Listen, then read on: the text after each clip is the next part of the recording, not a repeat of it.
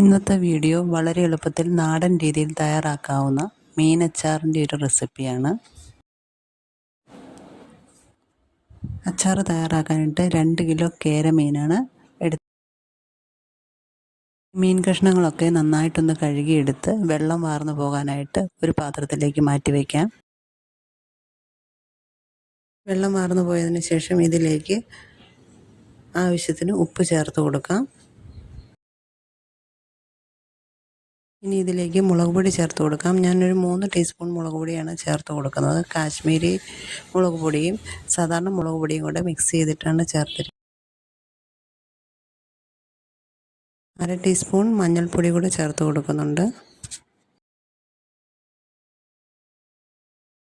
ഇനി ഇത് നന്നായിട്ട് കൈകൊണ്ടൊന്ന് ഇളക്കി യോജിപ്പിച്ചതിന് ശേഷം അരമണിക്കൂർ വെയിറ്റ് ചെയ്യാം. ഇപ്പോൾ അരമണിക്കൂറായിട്ടുണ്ട്. ഇനി നമുക്ക് മീൻ ഫ്രൈ ചെയ്തെടുക്കാം. ഞാനിവിടെ ഫ്രൈ ചെയ്യാനായിട്ട് വെളിച്ചെണ്ണയാണ് ഉപയോഗിക്കുന്നത്. നിങ്ങൾക്ക് ഇഷ്ടമുള്ള എണ്ണ ഉപയോഗിക്കാവുന്നതാണ്.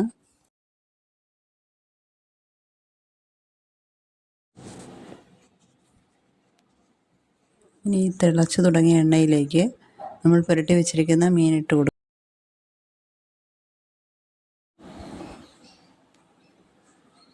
ഇടയ്ക്ക് ചെറുതായിട്ടൊന്ന് ഇളക്കി കൊടുക്കണം.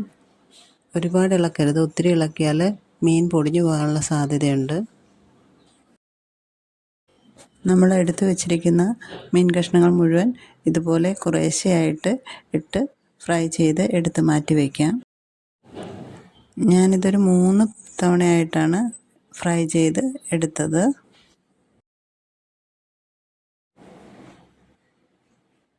നന്നായിട്ട് ഇപ്പോൾ മൂത്തിട്ടുണ്ട്. ഇനി ഇതൊരു പാത്രത്തിലേക്ക് നമുക്ക് മാറ്റി വയ്ക്കാം. ഇനി നമ്മൾ ഫ്രൈ ചെയ്ത എണ്ണയിൽ നിന്ന് പകുതി എടുത്ത് മാറ്റിയതിന് ശേഷം ബാക്കി എണ്ണയിലാണ് അച്ചാറിടുന്നത്. ഇനി തിളച്ച എണ്ണയിലേക്ക് നേരത്തെ തയ്യാറാക്കി വെച്ചിരിക്കുന്ന 150 ഗ്രാം വെളുത്തുള്ളിയും 150 ഗ്രാം ഇഞ്ചിയും 100 ഗ്രാം പച്ചമുളക് കുറച്ച് കറിവേപ്പിലയും കൂടി ഇട്ട് നന്നായി ഒന്ന് മൂപ്പിച്ചെടുക്കാം. ഇനി ഇതിലേക്ക് ഇഞ്ചിക്കും വെളുത്തുള്ളിക്കുമൊക്കെ ആവശ്യമായ ഉപ്പ് ഇട്ട് കൊടുക്കാം. പാകത്തിന് ഇട്ട് കൊടുക്കാവുന്നതാണ്. ഇനി ഇതിലേക്ക് ഞാൻ 1 ടീസ്പൂൺ മുളക് പൊടി കൂടി ചേർത്ത് കൊടുക്കുകയാണ്. സാധാരണ മുളക് പൊടിയാണ് ചേർക്കുന്നത്. ഓരോരുത്തരുടെ എരിവിൻ്റെ അനുസരിച്ച് ചേർക്കാവുന്നതാണ്. വെളുത്തുള്ളി ഇഞ്ചിയൊക്കെ നന്നായിട്ട് മൂത്തതിന് ശേഷം ഇതിലേക്ക് വറുത്ത് വെച്ചിരിക്കുന്ന മീൻ ഇട്ട് കൊടുത്ത് നന്നായിട്ടൊന്ന് ഇളക്കി കൊടുക്കാം. 2 കിലോ മീനുണ്ടെങ്കിലും ഫ്രൈ ചെയ്ത് വരുമ്പോഴേക്കും കുറച്ചേ ഉണ്ടാവുകയുള്ളൂ. നന്നായിട്ടൊന്ന് ഇളക്കി 2 മിനിറ്റ് കഴിയുമ്പോഴേക്കും ഇതിലേക്ക് 1/2 കപ്പ് വിനാഗിരി ചേർത്ത് കൊടുക്കാം.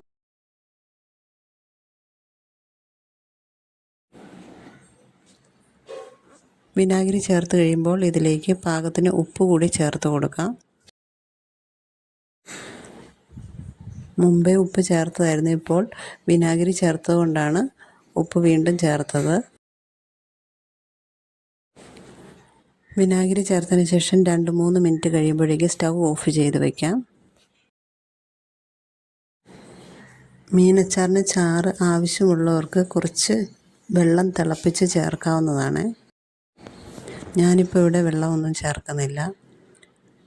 വളരെ രുചികരമായ മീനച്ചാർ തയ്യാറായിട്ടുണ്ട്. ഇനി ഇത് തണുത്ത് കഴിയുമ്പോൾ ഒരു ബൗളിലേക്ക് മാറ്റിയെടുക്കാം. കുട്ടികൾക്കൊക്കെ ഹോസ്റ്റലിലൊക്കെ കൊണ്ടുപോകാനായിട്ട് ഉണ്ടാക്കി കൊടുക്കാൻ വളരെ എളുപ്പമുള്ളൊരു രീതിയാണ് ഇത്. വേറെ നാൾ കേടുകൂടാതെയും ഇരിക്കുന്നതാണ്.